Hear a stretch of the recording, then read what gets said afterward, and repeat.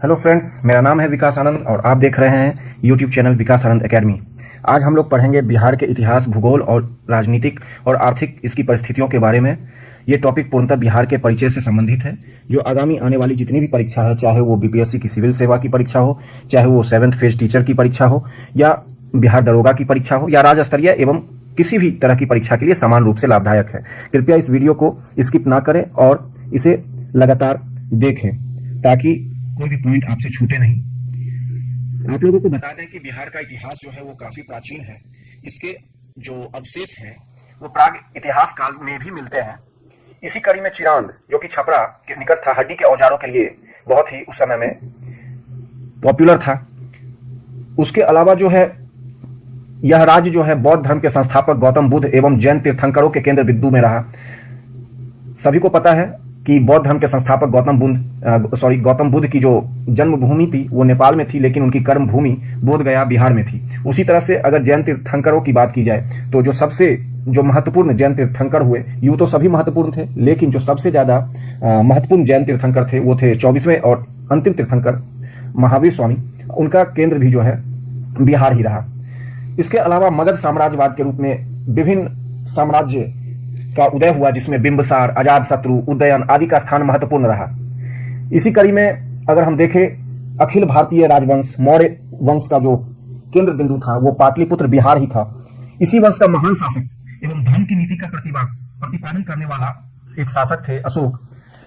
उन्होंने एक शासन के नैतिक स्वरूप को पहली बार स्थापित किया। उन्होंने अपनी जो राजधानी है वो पाटलिपुत्रा को बनाया, जो वर्तमान में पटना के रूप में विख्यात है। उसी तरह से अगर हम बात करें तो नालंदा विश्वविद्यालय की स्थापना कुमारगुप्त प्रथम के द्वारा सबसे बड़ी देन थी, जो बौद्ध धर्म के महायान शाखा से संबंधित था। और अगर मध्यकाल में अगर हम बिहार की बातों को ऐतिहासिक रूप से लें तो पाल शासकों, जो उसके शासक थे गोपाल, उन्होंने उदंतपुरी विश्वविद्यालय की स्थापना किया एवं धर्मपाल ने विक्रमशिला विश्वविद्यालय की स्थापना किया। मुगल काल में इस क्षेत्र पर महान अफगानी शासक शेरशाह सूरी का शासन रहा, जिसका केंद्र बिंदु सासाराम था, और उसने पटना को प्रांतीय राजधानी बनाया। उसी ने पाटलिपुत्र का नाम बदलकर पटना कर दिया। अगर हम और आगे चले तो सिखों के जो 10वें और अंतिम गुरु थे श्री गोविंद सिंह जी महाराज, उनका जन्म भी पटना साहिब में हुआ।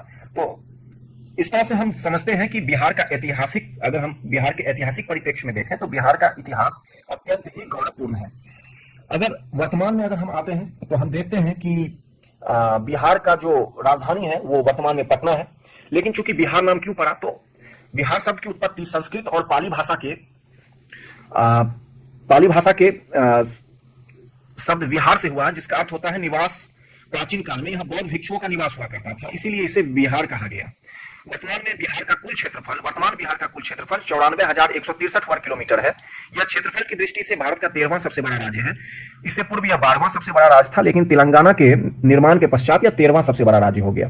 तो बिहार की कुल जनसंख्या 2011 की जनगणना के अनुसार 10 करोड़ 40 लाख लगभग है, और यह जनसंख्या की दृष्टि से देश का तीसरा सबसे बड़ा राज्य है। बिहार की सीमा एक देश नेपाल एवं भारत के 3 राज्यों को स्पर्श करती है, जिसमें पश्चिम बंगाल, पूरब में पश्चिम बंगाल, पश्चिम में उत्तर प्रदेश, दक्षिण में झारखंड है।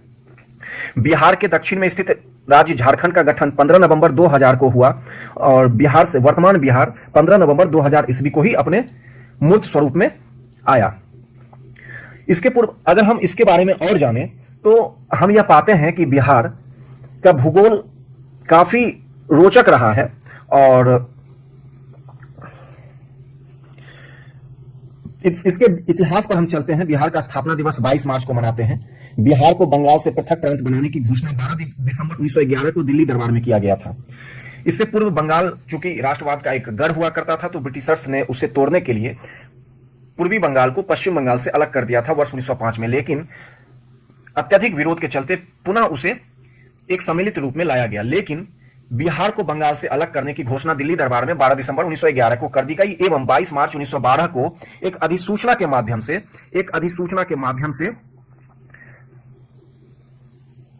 इसे 22 मार्च 1912 को एक नए प्रांत के रूप में गठित कर दिया गया। इसीलिए 22 मार्च को हम लोग बिहार का स्थापना दिवस मनाते हैं। और उस समय बंगाल से अलग होने के पश्चात भी उड़ीसा भारत के साथ ही था 1912 में, और वर्ष 1936 में उड़ीसा को भी बिहार से अलग कर दिया गया। इससे पूर्व जो है विधान परिषद का गठन किया गया बिहार में 28 मार्च 1936 को, और 1 अप्रैल 1936 को बिहार एवं उड़ीसा दोनों अलग राज्य के रूप में सम्मिलित हुए। तो हम ये देखते हैं कि वर्ष 1912 में भारत से जो माफ कीजिएगा, बिहार से, बंगाल से बिहार अलग हुआ, फिर 1936 में बिहार से उड़ीसा अलग हुआ, और वर्ष 2000 में बिहार से झारखंड अलग हुआ, और वर्तमान जो बिहार है वो 15 नवंबर 2000 ईस्वी के बाद के स्वरूप में ही है। अगर हम बिहार की वर्तमान राजधानी की बात करें तो बिहार की वर्तमान राजधानी पटना है। उसके अलावा अगर हम देखें तो इसका जो उच्च न्यायालय है वो पटना में ही स्थित है, और पटना उच्च न्यायालय की स्थापना जो है वो वर्ष 1916 में किया गया। राजकीय भाषा, बिहार की राजकीय भाषा हिंदी है, और द्वितीय राजकीय भाषा उर्दू है। राजकीय वृक्ष पीपल है, राजकीय पुष्प गेंदा है, राजकीय पशु बैल है, 2013 से पहले यह रीछ था, और राजकीय पक्षी गौरैया यानी कि जिसको अंग्रेजी में स्पैरो कहते हैं वो है, पहले नीलकंठ था। उसके अलावा अगर हम देखें तो राजकीय चिन्ह प्रतीक जो है वो बोधि वृक्ष है, और बिहार की स्थापना, एक बार पुनः जो है तथ्यों को एक बार दोहरा लिया जाए, बिहार की जो स्थापना है वो 1 अप्रैल 1912 को हुआ था। वर्तमान जो बिहार बना है 15 नवंबर 2000 ईस्वी को बना। राजधानी इसकी पटना है, उच्च न्यायालय भी पटना में ही है। राजकीय भाषा हिंदी है, द्वितीय राजकीय भाषा उर्दू है।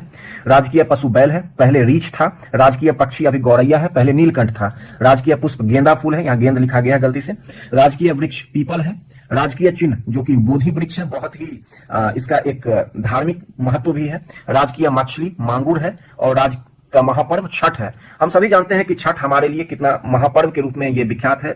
सिर्फ बिहार ही नहीं, भारत के विभिन्न क्षेत्र में छठ पर्व मनाया जाता है। और इसके अलावा अगर हम बात करें तो बिहार का क्षेत्रफल वर्तमान में 94,163 वर्ग किलोमीटर है, और क्षेत्रफल की दृष्टि से बिहार देश में इसका स्थान 13वां है, पहले 12वां स्थान था। अगर इसकी लंबाई की बात करें तो यह 345 किलोमीटर उत्तर से दक्षिण में इसकी जो है लंबाई है। चौड़ाई पूरब से पश्चिम में 483 किलोमीटर है। उसके बाद अगर हम बात करें तो हम देखते हैं कि बिहार के उत्तर में नेपाल है, दक्षिण में झारखंड है, और पूर्व में पश्चिम बंगाल है। बिहार के पश्चिम में उत्तर प्रदेश है। तो कुल जनसंख्या 10 करोड़ 40 लाख के इर्द गिर्द है 2011 की जनसंख्या के अनुसार, जनगणना के अनुसार। चूंकि 2021 में जनगणना अभी तक हो नहीं पाई है, इसीलिए अद्यतन आंकड़े अभी नहीं आए हैं। बिहार में पुरुषों की जो जनसंख्या वर्ष 2011 के जनगणना के अनुसार है वो है 5 करोड़ 42 लाख, और बिहार में महिला की जो जनसंख्या है 4 करोड़ 98 लाख है। नगरीय जनसंख्या प्रतिशत में 11.3% है। हालांकि वर्तमान डेटा के हिसाब से अभी 15.5% के आसपास है नगरीय जनसंख्या, लेकिन 2011 की जनगणना के अनुसार 11.3% था। बिहार की ग्रामीण जनसंख्या प्रतिशत में 88% है, जो कि अब ग्रामीण जनसंख्या में जो है जो इसमें घाटा हुआ है इसमें, इसीलिए अब यह 85% के आसपास है। सर्वाधिक, वर्तमान में भी सर्वाधिक जनसंख्या वाला जो जिला है वो पटना है, और एकमात्र महानगर भी पटना ही है। उसके अलावा अगर हम देखें तो बिहार का जो जनसंख्या घनत्व है भारत में वो सबसे अधिक है राज्यों की श्रेणी में, 1106 प्रति वर्ग किलोमीटर है। और सर्वाधिक जनसंख्या घनत्व वाला जो जिला है वो शिवहर है, 1880 जनसंख्या घनत्व है यहाँ का। सबसे कम जनसंख्या घनत्व वाला जिला जो है कैमूर है, 488 जो है यहाँ पर जनसंख्या घनत्व इसका है। जनसंख्या घनत्व की दृष्टि से बिहार का देश में जो स्थान है वो पहला है केवल राज्यों में, लेकिन अगर केंद्र शासित प्रदेश को भी इसमें जोड़ दिया जाए तो इसमें यह 6ठे स्थान पर आता है। बिहार का लिंगानुपात जो है, स्त्री पुरुष अनुपात जो है वह 918 प्रति हजार है, यानी कि प्रति 1000 व्यक्ति पर 918 महिलाएं हैं। सर्वाधिक लिंगानुपात वाला जिला जो है वो गोपालगंज है, 1021 जहां महिलाएं हैं प्रति 1000 पुरुष पर, और सबसे कम लिंगानुपात वाला जिला जो है वह मुंगेर है। उसके अलावा अगर बिहार की साक्षरता दर देखें तो वर्तमान में बिहार की साक्षरता दर जो है 61.80% है। बिहार में पुरुष साक्षरता दर वर्तमान में 71% लगभग है, और महिला साक्षरता दर की अगर बात की जाए तो वर्तमान में महिला साक्षरता दर 51% के आसपास है, 51.50% है। बिहार की ग्रामीण साक्षरता 59.78% है। बिहार की शहरी साक्षरता वर्तमान में 76% लगभग है। ध्यान रहे कि ये सारे आंकड़े जो है वर्ष 2011 की जनगणना के अनुसार है। सर्वाधिक साक्षरता वाला जिला वर्तमान में रोहतास है, और सबसे कम साक्षरता वाला जिला पूर्णिया है। और सबसे रोचक बात यह है कि बिहार का साक्षरता की दृष्टि से भारत में जो क्रम है वह 35वां एवं नीचे से प्रथम है, यानी कि अंतिम है। बिहार की साक्षरता में स्थिति बहुत ही खराब है। अगर हम बात करें महानगरों की, बिहार में महानगरों की संख्या 1 है। महानगरों की अगर परिभाषा बताई जाए तो जिस महानगर में 10 लाख से अधिक जनसंख्या निवास करती हो उसे महानगर की श्रेणी में रखा जाता है। तो बिहार में पटना ही वर्तमान में एकमात्र महानगर की श्रेणी में आता है। अगर प्रमंडल की बात करें तो वर्तमान में बिहार में 9 प्रमंडल है। पहला पटना, दूसरा मगध, तीसरा सारण, चौथा तिरहुत, 5वां दरभंगा, छठा कोसी, 7वां पूर्णिया, 8वां भागलपुर, 9वां मुंगेर। ये 9 प्रमंडल है। और बिहार में कुल जिलों की संख्या जो है वह 38 है और अनुमंडल 101 है, 101 अनुमंडल। और प्रखंड की संख्या 534 है।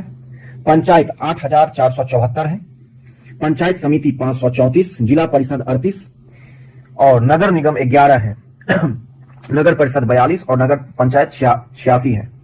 विश्वविद्यालयों की जो कुल संख्या है वह वर्तमान में बिहार में 21 विश्वविद्यालय हैं, जिसमें केंद्रीय विश्वविद्यालयों की संख्या 2 है और अन्य जो है वो राज्य के स्वयं के विश्वविद्यालय हैं, स्वयं के विश्वविद्यालय जो संचालित किए जाते हैं। उसके अलावा अगर बिहार में फसलों की श्रेणी में देखें तो मुख्य फसल धान है, उसके बाद गेहूं और तीसरे नंबर पर मकई आता है।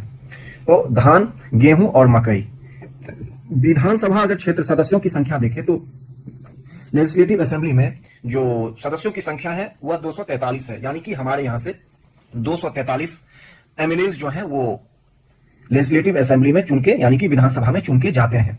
और विधानसभा में शेड्यूल्ड कास्ट यानी कि अनुसूचित जाति के लिए जो आरक्षित सीटें हैं वह 243 में से 40 हैं, यानी कि 40 सीटें जो है शेड्यूल्ड कास्ट यानी कि अनुसूचित जाति के उम्मीदवारों के लिए आरक्षित हैं। अगर हम विधान परिषद की बात करें तो बिहार में द्विसदनात्मक व्यवस्था है और विधान परिषद में 75 सदस्यों की संख्या है।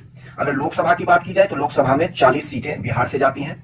लोकसभा में जो शेड्यूल्ड कास्ट यानी कि अनुसूचित जाति के लिए जो आरक्षित सीटें हैं वह 6 हैं, बहुत ही इंपॉर्टेंट है। और राज्यसभा सदस्यों की कुल संख्या जो है वह 16 है। राज्यसभा सदस्यों की कुल संख्या 16, लोकसभा सदस्यों की कुल संख्या 40, विधानसभा में सदस्यों की कुल संख्या 243 और विधान परिषद में 75 सदस्य हैं।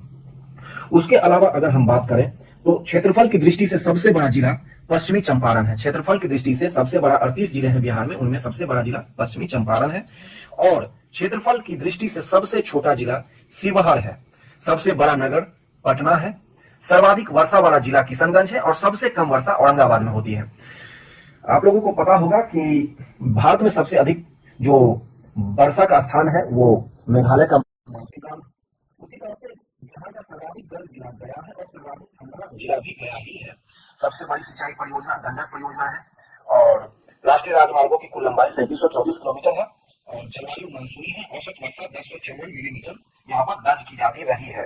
तो ये तथ्य हैं जो कि हमें हमेशा याद रखना है और इन तथ्यों को परीक्षा में पूछा जा सकता है, इसीलिए इसकी पुनरावृत्ति भी आवश्यक है। तो ये हमारे लिए बहुत ही इंपॉर्टेंट तथ्य हैं, इन्हें भूलना बिल्कुल भी नहीं है। अब हम